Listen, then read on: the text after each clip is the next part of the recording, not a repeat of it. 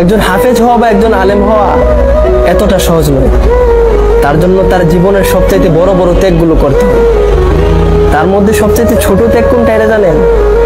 যেটা এই পৃথিবীতে সবচাইতে বড় দামি, মা বাবার আদর থেকে বঞ্চিত হতে হয়।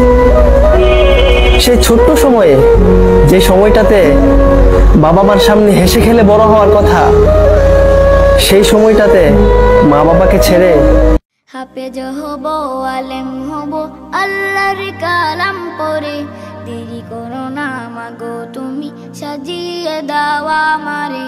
হাফেজ হব, আলেম হব, আল্লাহর কালাম পড়ে, দেরি করো না মাগো তুমি সাজিয়ে দাও আমারে।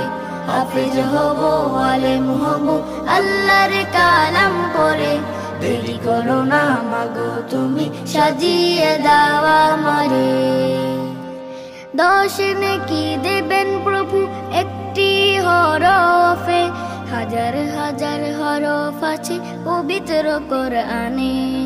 10 নেকি দেবেন প্রভু একটি হরফে, হাজার হাজার হরফ আছে পবিত্র কোরআনে। দুনিয়াবি শিক্ষা মাগো আসবে না কাজে কবরে, দেরি করো না মাগো তুমি সাজিয়ে